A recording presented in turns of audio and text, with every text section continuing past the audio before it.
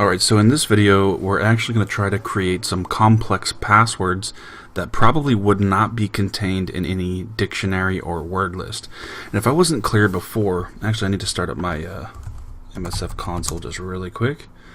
And while that's loading up, let's go ahead and go to my XP machine over here, which just turn it back on. I'll probably make some slides for this, but one thing is that when we do a crack, there's only really two methods that can be used. Well, the third one would be the online one that I just showed you in the last video. The other one is to use a word list. A word list, if you don't know, is a large text file that contains a list of passwords. And the computer will read through the values from the top all the way down to the bottom. So it will read it line by line, and it will just keep trying to use that, compare that, and see if finally we can get a match. Now the thing is that it has to be contained in the word list. If it's not in the word list, it will run through the entire word list, and when it gets to the end, then it's done. Either it finds it or it doesn't find it. The other method is brute force, and a lot of people, even there's some people that actually create software that are confused about what a brute force really is. A brute force is not running a dictionary attack or a word list attack. A brute force is when it guesses every single possible combination of numbers, letters, or whatever you want it to do, until it finally finds it. That is a brute force, and that's what can take days, months, years even, which I'm obviously not that patient. There's other methods that we have now that are available for us that we don't really have to wait for years or even days to crack a password. So now that we figured out from our last video what the administrator password was, I'm going to type in a capital PASSW0 RD and a number 1.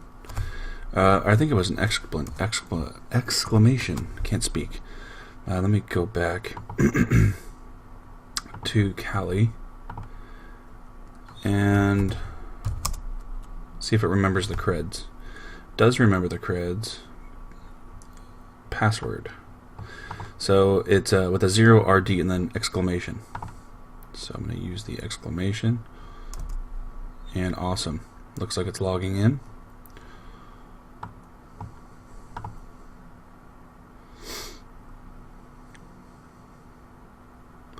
Once we're the administrator account, what I'm going to do is I'm going to go into other users.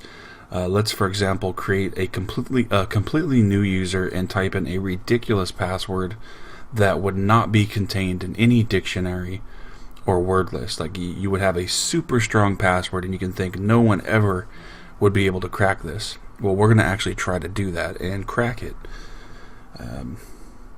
So let's see. All right.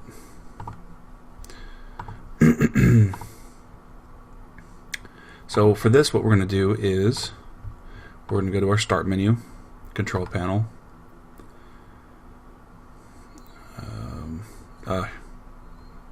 switch to classic view, administrative tools, computer management. We could also do this with the user accounts, but we can do it through here. Local users and groups, and then I'm going to click on users, and I'm going to right click in here and just click new user.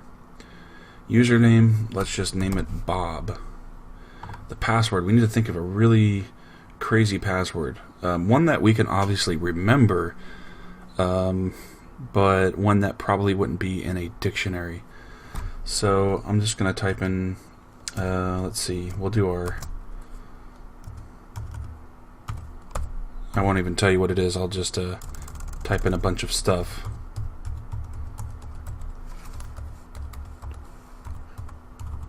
Okay. Hopefully it'll let me copy and paste this. Oh no. Not allowed. Okay, so it is something that we're going to have to remember. So I'll do A, B, C, D, E, F, 1, 2, 3, 4, 5, ABCDEF0987. I don't know if you remember that or not. ABCDEF12345 ABCDEF0987. I hope that's right. I'm just going to change it so that the user, it says user must change at next logon. I don't care about that, so I uncheck it, and then password never expires. Create. All right, I think it created it. Let's take a look. And there's Bob. And so now we need to go to properties, and he's a member of users, which is fine. We can throw him in an administrative group or something, but users group is just fine. All right. So I'm going to just exit out of all that. Let's go ahead and log out.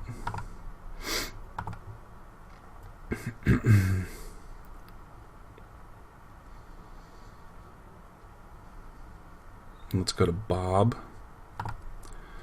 Alright, here goes the long thing here. A, B, C, D, E, F. 1, 2, 3, 4, 5. A, B, C, D, E, F. 0987. Man. Let that thing log in. While that's doing that, I'm going to go ahead and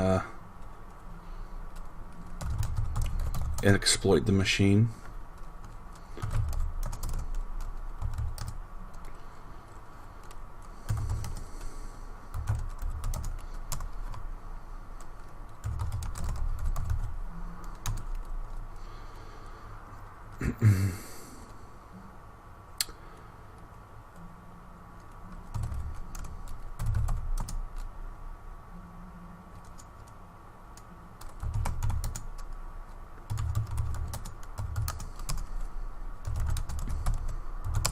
Alright, let me just set the R host real quick, which is our target 102, and our local host, which is us, the attacker machine, 101. Everything looks good, so I'm going to run the exploit.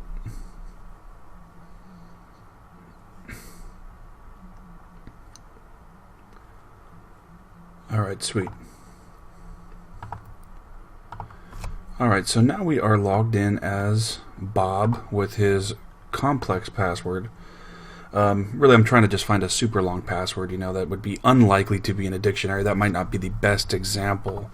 But anyways, so one thing that we can do is we can use the load command inside of Meterpreter. We can load extra modules into Meterpreter. And if we need to see a list of what we can load, if you're unsure about what's there, we can just type in load space and then do a tab, and that will show us some extra things that we can load. And we're going to be looking at a couple of things, but for right now we're going to look at the Mimikatz. So I'm going to type in load Mimikatz, just like that. Hit enter, and it's loading that extension. Now I can hit the question mark, and it will actually show me Mimikatz right here, what we loaded. Now there are different ways that this will try and pull the password out of memory.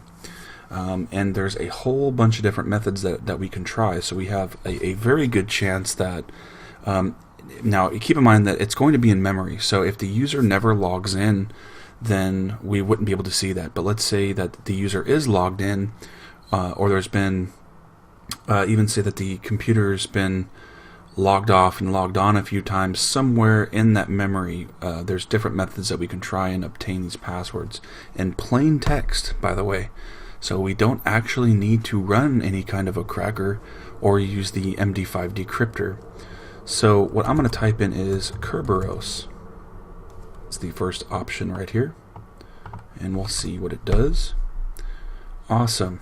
And look at that. We are logged in as Bob, and it gave us Bob's password, ABCDEF12345, ABCDEF0987, in plain text. We can also try other methods like wdigest. That still obtains that. TSPKG. You can try that one. That one gives us slightly different results, but was not able to find anything there. Let's see what other ones we have.